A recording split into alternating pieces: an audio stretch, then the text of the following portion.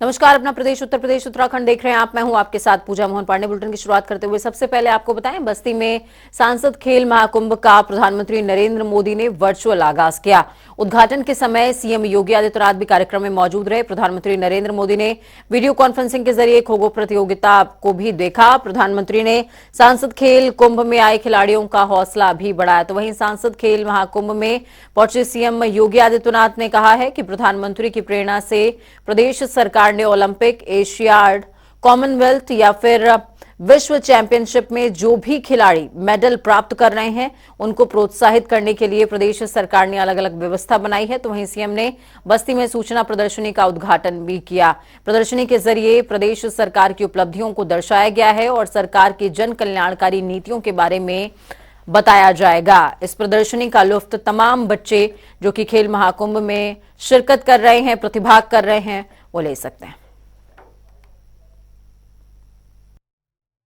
प्रदेश सरकार ने आपकी प्रेरणा से ओलंपिक, एशियाड, कॉमनवेल्थ या विश्व चैंपियनशिप में जो भी खिलाड़ी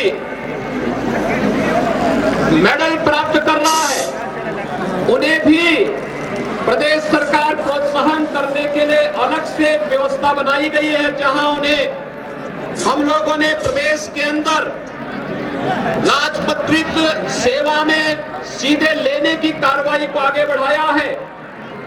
वही प्रदेश सरकार ने समाजवादी पार्टी के राष्ट्रीय अध्यक्ष अखिलेश यादव तेलंगाना पहुंचे, जहां पर मुख्यमंत्री केसीआर ने उनका खुले हृदय से स्वागत किया। आपको बता दें कि अखिलेश यादव तेलंगाना के मुख्यमंत्री के चंद्रशेखर राव यानी कि केसीआर, दिल्ली के मुख्यमंत्री अरविंद केजरीवाल, पंजाब के मुख्यमंत्री भगवंत सिंह मान, केरल के मुख्यमंत्री पिनाराई विजयन और भाजपा महासचिव डी राजा आज तेलंगाना के खम्मम में एक सार्वजनिक रैली को संबोधित करते नजर आए। केसीआर 2019 में केंद्र में गैर भाजपाई, गैर कांग्रेसी सरकार बनाने की बात कहते आ रहे हैं, जिसको लेकर के विपक्षी दलों का ये बड़ा खेमा 2024 लोकसभा चुनाव से एन पहले भाजपा के खिलाफ अपनी चुनावी जंग का आगाज कर रहा है।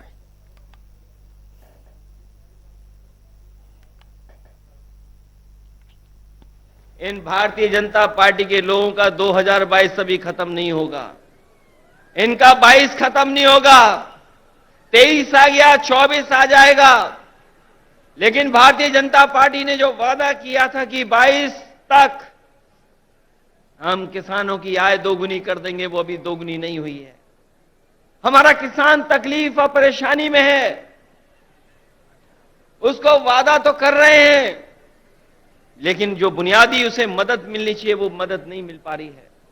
ये हमारा जो नौजवान दिखाई दे रहा है, ये नौकरी और रोजगार की तलाश में अपना भविष्य चौपट कर रहा है।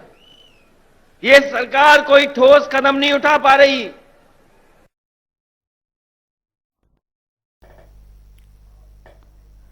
तो वहीं दूसरी तरफ टोक्यो ओलंपिक कांस्य पदक विजेता बजरंग पूनिया और विश्व चैंपियनशिप पदक विजेता विनेश फोगाट समेत देश के शीर्ष पहलवानों ने नेशनल फेडरेशन के अध्यक्ष ब्रजभूषण शरण सिंह पर तानाशाही का आरोप लगाया है और आरोप लगाते हुए उनके खिलाफ जंतर मंतर पर विरोध प्रदर्शन करते नजर आए। विनेश फोगाट ने रेसलिंग फेडरेशन ऑफ इंडिया के अध्यक्ष पर महिला पहलवानों का यौन उत्पीड़न करने का आरोप लगाया। उन्होंने कोच को लेकर के भी कहा कि वो यौन उत्पीड़न करते हैं, मैंने आवाज उठाई थी। ब्रजभूषण सिंह भी महिला पहलवानों का यौन उत्पीड़न करते हैं। पहलवानों का कहना था कि वो इस लड़ाई को अंत तक लड़ेंगे और ब्रजभूषण को पद से हटाने तक चुप नहीं बैठेंगे।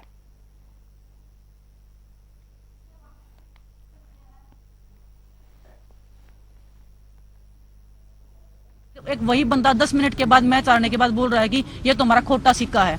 मेरी फैमिली को कैसा लगा होगा, मैं किस दौर से गुजरी थी उस टाइम पे। फेडरेशन ने मेरे को कितना मेंटल टॉर्चर किया था, मैं किसको बताऊं। जब मैंने वो आर्टिकल लिखा था, काफी लोगों ने बोला कि ये एक कवर अप करने के लिए, कवर अप नहीं था वो एक रियल स्टोरी थी एक एथलीट की, और हर एक एथलीट को पता है कि हम किस दौर से गुजर रहे हैं। इतना मेंटल टॉर्चर हुई थी कि मैं मरने तक की स्टेज तक चली गई थी। मैं हर दिन खुदकुशी करने की सोच रही थी।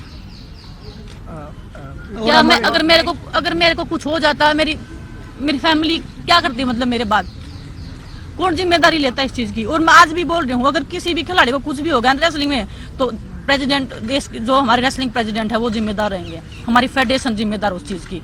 हम इतना मेंटल टॉर्चर है।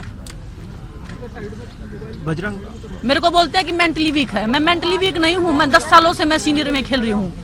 उसके बाद भी मेरे को बोल दिया जाता है कि हाँ चलो इसका तो मेंटल स्टेटस ठीक नहीं है। इसको तो बहुत गुस्सा आता है। मेरे को गुस्सा नहीं आता। मेरी फैमिली से पूछो। जब मेरा जिस रेसलिंग को मैं 5 साल से जब 5 साल की थी मैं तब से मैं लड़ रही हूँ, उस रेसलिंग को मैं जीतती हूँ हर दिन। अगर तो दूसरी तरफ इन्वेस्टर्स समिट को लेकर मंत्री एके शर्मा ने तैयारियों की समीक्षा की है। बैठक में अधिकारियों को निर्देशित किया गया है और कहा गया कि सभी निकायों में काम करने की जरूरत है। साथ ही शहर को बेहतर तरीके से साफ सफाई सौंदर्यीकरण पर जोर दिया गया।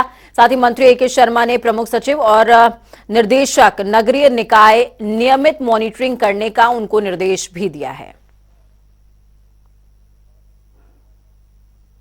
को और भी उजागर किया जाए। कई जगह जिसे हमारा कन्नौज का इत्र है, तो कन्नौज देखने के लिए, कन्नौज का नाम सुन करके कई लोग हमारे जो देश में आते हैं वो कन्नौज जाते हैं, कैसे बनता है इत्र देखने के लिए आते हैं। तो ऐसी जगहों पे हमारे जो विदेशी मेहमान आएंगे, उसमें आगरा अगर कोई आता है या लखनऊ आता है या बनारस आता है, तो उसके अगल बगल के शहरों में, नगरों में भी जाएगा स्वाभाविक रूप से। हमारी जो विरासतें हैं, हमारे जो धार्मिक स्थान हैं, हमारे जो ऐतिहासिक स्थल हैं, पर्यटन स्थल है, उन सबका सुंदरीकरण, सुशोभन, और वहाँ जो नागरिक सुविधाएं होती हैं, हमारे शौचालय साफ हो, हमारे वहाँ के जो ईटिंग पॉइंट्स हैं, जो जॉइंट्स हैं, ढाबे हैं, वो साफ हो, इन सब की चिंता। प्रदेश की बिगड़ी हुई स्वास्थ्य व्यवस्थाओं को सुधारने के लिए स्वास्थ्य मंत्री ब्रजेश पाठक लगातार अस्पतालों का निरीक्षण कर रहे हैं ताकि मरीजों की समस्याओं को दूर किया जा सके। फिर भी हालात जस के तस नजर आते हैं। ऐसा ही कुछ हाल केजीएमयू का है। आज जनता टीवी ने केजीएमयू की जमीनी हालातों का जायजा लिया, पड़ताल की, जिसमें पाया कि मरीजों को जांच के लिए तारीख पर तारीख मिलती है, न ही रिपोर्ट मिलती है और न ही इलाज। लगातार ब्रजेश पाठक हर अस्पतालों में छापा मार रहे हैं। उनका कहना है कि मरीजों को स्वास्थ्य सुविधाएं नहीं दी जा रही हैं, लेकिन ये सच है कि जो भी सरकार दावे कर रही है वो दावे जमीन पर धरातल पे दिख नहीं रहे। इस वक्त में केजीएमयू वो केजीएमयू है जहां पे 4 से 5 हजार मरीज लगातार आते हैं, लेकिन उन मरीजों को क्या वो सुविधाएं मिल पाती है जिसका ब्रजेश पाठक लगातार दावा कर रहे हैं। हालांकि उनका ये भी कहना होता कि सारी सुविधाएं होते हुए मरीजों को मिलती नहीं है। इसको लेकर लगातार हम दिशा निर्देश जारी कर रहे हैं, लेकिन इस वक्त हम जमीनी हालात आपका जनता टीवी दिखाएगा। मैं केजीएमयू के प्रांगण में ही खड़ी हूँ। इतना बड़ा केजीएमयू का आप ये परिसर देख सकते हैं। यहाँ पे लगातार उत्तर प्रदेश के वो जिले एक भी बाकी नहीं है जहाँ से मरीजों की तादाद यहाँ पे नहीं आती है। सबसे बड़ा ये होता है कि यहाँ पे सस्ती दवाइयाँ मिल जाती है, सस्ता इलाज हो जाता है और सस्ता ऑपरेशन। लेकिन क्या ये सस्ता इलाज, सस्ता दवाई, सस्ता ऑपरेशन ये साबित होता है कि जमीन पे ये सच है? बिल्कुल नहीं। यहाँ तमाम मरीज खड़े हैं कागज पत्र लेकर। इनका साफ तौर पे कहना है सुविधाएं पूरी है यहाँ पे, लेकिन मरीजों को नहीं मिलती है। ये साफ तौर पे बता दे। ये मैं नहीं कह रही बल्कि तमाम मरीज, तमाम आयुष में कहूंगी दिखाइए। ये गोल में देख रहे हैं, चौकोर में पूरे मरीज खड़े हुए हैं। ये सबके सब अपने अपने कागज लेकर खड़े हैं, दिखाने को, बताने को कि क्या क्या समस्याएं हो रही है। फिलहाल कुछ मरीजों से मैं बात करूंगी। जब मैं केजीएमयू में एंट्री की तो साफ तौर पे कुछ मरीजों का यहाँ पे खड़े होकर कुछ परेशान थे, अपने कागज को लेकर हाय कपड़ा मचा रखे थे। इनका साफ तौर पे कहना था कि कतारें बहुत लंबी है, पर्चा कब आएगा इसका कोई ठिकाना नहीं। कोई आयुष्मान कार्ड बनाने के लिए आया है तो कोई ऑपरेशन के लिए अपनी माँ के परेशान है। जद्दोजहद जीवन को बचाने के लिए लगातार जारी है। यहाँ पे कुछ व्यक्ति हैं जो कागज हाथ में लिए हैं। इनका खासतौर पे इनसे बात करेंगे क्योंकि इनका साफ तौर पे क्या कहना है। इनसे बात करके कहाँ से आए हैं आप? हम पलिया कला से आए हैं। क्या नाम है? राजेंद्र प्रसाद निषाद। और सुबह से मैं दौड़ रहा हूँ। सारे कागजात मेरे पास हैं। मैडम लोग वहाँ बैठ के चाय बिस्कुट खा रही है आराम से। कागज लेके बोले वहाँ जाओ, फिर वहाँ जाओ, सब कुछ है। अब इसको बोल रहे हैं कि इसका जो है फोटोकॉपी करा के ले आओ। आयुष्मान कार्ड का है, सरकार की खाली सब। पलिया से आए हैं जितेंद्र जी का साफ तौर पे कहना है आयुष्मान कार्ड बनाने का लगातार सरकार दावा करे, लेकिन क्या वो बन रहे हैं? ये साफ तौर पे बाकी दूसरे मरीजों से भी बातचीत करेंगे। आपकी क्या परेशानी, झोला में लेकर क्या है? किसका ऑपरेशन हो रहा था? ऑपरेशन है लेकिन कहते नहीं हो रहा है। सिस्टम का है ऑपरेशन भी नहीं हो पा रहा है। किस चीज का ऑपरेशन? पथरी का ऑपरेशन होना है, अभी हुआ नहीं है। अभी कागजी कार्रवाई पूरी नहीं कर पाए। ऑपरेशन के कौन से डॉक्टर से अपॉइंटमेंट लिया? इसी में सब कुछ है। और अभी ऑपरेशन का समय नहीं मिला। जहाँ आप मिले थे वो बोल रहे हैं कि डॉक्टर साहब को हमारे सामने बुला के ले आओ। इतना बड़ा डॉक्टर इनके सामने हम बुला के ले आ पाएंगे? आपको क्या परेशानी? साथ ही में ना आपको तो ये देख रहे हैं यहाँ पे कुछ लोग आयुष्मान कार्ड बनाने आए हैं तो कुछ लोग कैमरे से बोलने पर भी बच रहे हैं। हालांकि जब कैमरा ऑफ था तो मैंने इनसे बातचीत की, साफ तौर पे कह रहे थे कि ये परेशानी है, लेकिन वो डर होता है कि ऑपरेशन कहीं कैमरे पे बोल दूं तो ऐसा ना हो कि ऑपरेशन ही ना हो। तो आप साफ तौर से ये देख सकते हैं, ये लगातार मरीजों की तादाद बढ़ती जा रही है। सुबह का वक्त है, यहाँ पे लगातार वो तमाम वो जिले, बलरामपुर हो, बलिया हो, आजमगढ़ हो, जौनपुर हो, ये तमाम जिले उत्तर प्रदेश में 75 जिले हैं। तो 75 जिलों से सबसे बड़ा इन लोग का जो लाभ का एक केंद्र होता है वो यही रहता है कि सस्ता इलाज मिल जाएगा, सस्ता दवाई मिल जाएगा, सस्ता ऑपरेशन हो जाएगा। तमाम विभागे हैं, तमाम सब कुछ है, तमाम डॉक्टर्स भी बैठे हैं, लेकिन साफ तौर पे कहना है मैडम लोग बिस्कुट चाय तो खाती है। हालांकि बिस्कुट चाय खाना गुनाह नहीं है, लेकिन सबसे बड़ी बात ये है, सबसे बड़ा सवाल है जो ऑपरेशन थिएटर के बाहर लोग खड़े हैं जिनका ऑपरेशन हो रहा है, जो एक लंबी दूरी तय करके आए हैं ताकि हमें सस्ता इलाज, सस्ता दवा मिलेगा, वो बल्कि जद्दोजहद कर रहे हैं। क्या इनके जद्दोजहद का जवाब मिल पाएगा या ऐसे ही तमाम मरीजों की भीड़ ये देख रहे हैं? आयुषी की दिखाइए मरीजों की भीड़, ये देखिए लगातार। ये सुबह का वक्त है, कोई टिफिन में खाना पैक करके लाया, क्योंकि देखिए जब भी हम अस्पताल का, कोई भी जिंदगी में नहीं चाहता है कि हम अस्पताल का कभी रुक करें, लेकिन जब अस्पताल का हम रुक करते हैं तो सबसे बड़ी शर्त होती है भोजन की, कि ताकि हम सादा भोजन करेंगे। लगातार लोग बैग में अपने भोजन, पानी, सब कुछ बिस्कुट लेकर आए हैं ताकि हमारे जो भी मरीज है उसको मिल जाए। तीमारदार लोग भी हैं, कुछ मरीजों को भी लेकर अपने आए हैं। तो सबसे बड़ा सवाल है स्वास्थ्य मंत्री से भी कि केजीएमयू वो केंद्र है मेडिकल यूनिवर्सिटी का, जहां पे लगातार 4 से 5 हजार मरीज यहाँ पे अपने स्वास्थ्य सुविधाओं को लेने आते हैं ताकि सस्ती चीजें हमें मिल जाएगी। एक लंबी दूरी तय करके आते हैं, लेकिन लगातार प्रदेश पाठक छापा मार रहे हैं। क्या उनके छापा का जमीन पे असर हो रहा है? बिल्कुल नहीं। ये तमाम ये तस्वीरें आपको बता रही है कि ऑपरेशन के लिए कैसे परेशान है ये भीड़। वो तमाम सवालों का जवाब दे रही है कि आखिर सरकारी सुविधाओं का कितना बोलबाला है। कैमरा के साथ मैं जयसिंह दत्ता, टीवी लखनऊ। वक्त यहाँ पर छोटा सा ब्रेक का है।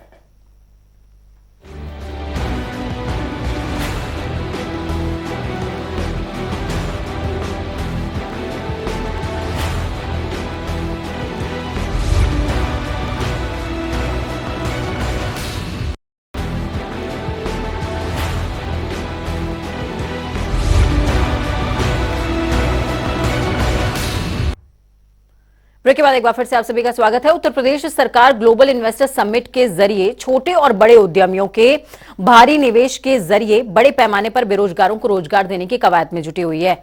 जिलों में निवेशक सम्मेलन कराया जा रहा है और इसी कड़ी में आज रायबरेली में निवेशक सम्मेलन का आयोजन किया गया।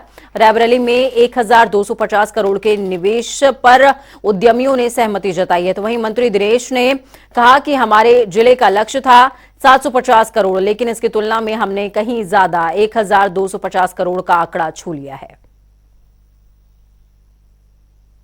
रायबरेली जनपद के बारे में आपको बता सकता हूं। मैं सबसे पहले रायबरेली के जिलाधिकारी और जीएम डीआईसी और सारे प्रशासन ने मिलकर के जो हमारे देश के यशस्वी प्रधानमंत्री जी के संकल्प के आधार पर उत्तर प्रदेश के यशस्वी मुख्यमंत्री जी ने निर्देश दिए थे रायबरेली के प्रशासन को कि लगभग 750 करोड़ रुपए के उद्यम रायबरेली की भूमि पर स्थापित किए जाएं, जिसके क्रम में रायबरेली के प्रशासन ने मेहनत करके लगभग 1200 करोड़ के आसपास। तो ये मुजफ्फरनगर को शुगर बाउल के नाम से जाना जाता है क्योंकि यहाँ गन्ने की बम्पर पैदावार होती है, लेकिन यहाँ का किसान लाचार है, परेशान है क्योंकि मिलें उनके गन्ना मूल्य का भुगतान नहीं कर रही हैं। इसी को लेकर बुढ़ाना स्थित बजाज हिंदुस्तान शुगर लिमिटेड पर किसानों का 12 जनवरी से आंदोलन चल रहा है। आज यहां किसान महापंचायत का आयोजन भी किया गया, जिसमें हजारों की तादाद में किसान पहुंचे। महापंचायत को संबोधित करते हुए भारतीय किसान यूनियन सुप्रीमो चौधरी नरेश टिकैत ने सरकार को खुली चुनौती दी है कि अगर किसानों के गन्ना भुगतान को शीघ्र नहीं किया गया तो बड़ा आंदोलन खड़ा होगा।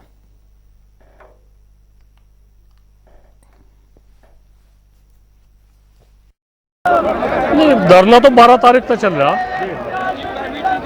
और तो कुछ भी हुआ नहीं है। दिक्कत सिर्फ पेमेंट की है। हमने गन्ना डाल दिया, किसानों ने गन्ना डाल दिया, पिछले साल का भी बका है, तो किसान कब तक चुप बैठेगा। हमारा सिर्फ यही है शांति के तरीके से भाई हमारा पेमेंट कर दो। क्यों इतना वो कर रहे? नया सत्र शुरू हो रहा, ढाई पौने 3 महीने दूसरी तरफ उत्तराखंड की धामी सरकार ने कांग्रेस कार्यकाल के समय हुई दरोगा भर्ती में हुए घोटाले पर विजिलेंस जांच कराते हुए 20 दरोगाओं को निलंबित कर दिया, जिसके बाद से सियासत गर्मा गई है। भाजपा ने दरोगा भर्ती घोटाले में कार्रवाई करते हुए कांग्रेस के ऊपर भ्रष्टाचार का आरोप लगाया। भाजपा का कहना है कांग्रेस कार्यकाल में गड़बड़झाला हुआ। हालांकि अब नेता प्रतिपक्ष यशपाल आर्या का कहना है कि सरकार जैसी चाहे वैसी जांच करा ले, कांग्रेस ने कहां मना किया है। वहीं यशपाल आर्या ने यह भी आरोप लगाया कि ये सरकार केवल लीपापोती करने का काम करती है। देखिए, हम कब मना कर रहे हैं, सबकी जांच होनी चाहिए, लेकिन जो जांच के नतीजे निकले हैं, जो अधीनस्थ सेवा आयोग में भारी घोटाला हुआ है, पेपर लीक हुए हैं, अपराधियों को गिरफ्तार किया है, उनको जेल भेजा गया, उनकी बेल हो गई, और यही आखिर में मामले को रफा दफा करने की भारतीय जनता पार्टी की वर्तमान सरकार करेगी। ऐसा मंत्री गणेश जोशी 2 दिवसीय दौरे पर उधम सिंह नगर पहुंचे, जहां पर उन्होंने काशीपुर के मंडी गेस्ट हाउस में पहुंचकर बीजेपी कार्यकर्ताओं से मुलाकात की और आगामी रणनीतियों के तहत जरूरी टिप्स भी दिए। इस दौरान उन्होंने मीडिया से बात करते हुए कहा कि केंद्र और प्रदेश की बीजेपी सरकार बेटियों और महिलाओं के लिए कई सारी बड़ी योजनाएं धरातल पर इंप्लीमेंट कर रही है।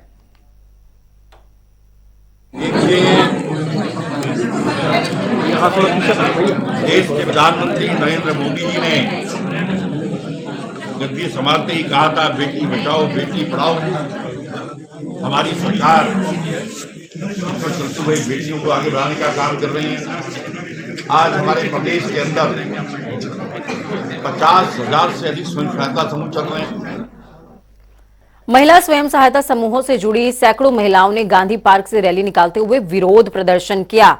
महिला एवं बाल विकास मंत्री रेखा आर्या पर उपेक्षा का आरोप लगाते हुए महिलाओं ने जमकर नारेबाजी करी। महिलाओं का आरोप कि टेक होम राशन योजना से पहले तो बिना भुगतान के उन्हें बाहर कर दिया गया, तो वहीं अब उनकी सुनवाई भी नहीं हो रही है।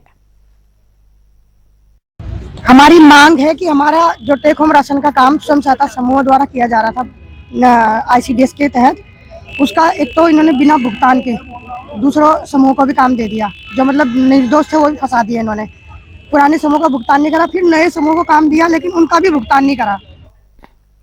हल्द्वानी आईजी डॉक्टर नीलेश आनंद भरने ने कुमाऊं मंडल में अपराध को कम करने के लिए फिर से ई-बीट पुलिसिंग की शुरुआत की है। इस बार पुलिस मॉडल तरीके से ही बीट पुलिसिंग पर काम कर रही है, जहां आईजी ने कुमाऊं मंडल में 1500 सिपाहियों को ई-बीट पुलिसिंग की जिम्मेदारी दी, जिसमें 6 जिलों के 71 थानों में पुलिसकर्मी अपराध नियंत्रण, नशे पर लगाम और इसी तरीके के तमाम काम पर संवाद स्थापित करेंगे। हम लोग ई बीट पुलिसिंग भी चालू होगी, तो इसकी पूर्व तैयारी में हमने बीट सिस्टम अभी लागू किया है, जिसमें पुलिसिंग का जो ग्राउंड लेवल का बेसिक पुलिसिंग होती है, जो वो बीट से होती है। जो एक सिपाही होता है वो एक छोटी बीट में जो है उसको हर एक चीज पता होनी चाहिए कि उसके बीट में जो है कौन बाहर से आया, कौन कबाड़ी है, कौन जो है वो क्रिमिनल आया हुआ है, बाहर से आने वाले हर व्यक्ति की उसको जानकारी होनी चाहिए। तो चलिए फटाफट अंदाज में 2 मिनट में 10 अहम जिलों का रुख करेंगे। औरैया के भगत सिंह चौराहे पर सीओ की मौजूदगी में दरोगा ने दूल्हे के कार चालक को कॉलर पकड़कर खींचा। पुलिस की अभद्रता का वीडियो सोशल मीडिया पर धड़ल्ले से हो रहा है वायरल। बांद्रा के अशोक लाट तिराहे पर बजरंग दल ने फूका इस्लामिक कट्टरपंथियों का पुतला। बीती 8 जनवरी को असम में शंभू कैरी की निर्मम हत्या से भड़के पदाधिकारी और कार्यकर्ता। पदाधिकारियों का कहना, देश में आतंक फैला रहे इस्लामिक संगठन। कानपुर देहात में निर्माणाधीन गेस्ट हाउस की शटरिंग गिरने से आधा दर्जन श्रमिक घायल। केंद्रीय राज्य मंत्री साध्वी निरंजन ज्योति के आश्रम में हुआ हादसा।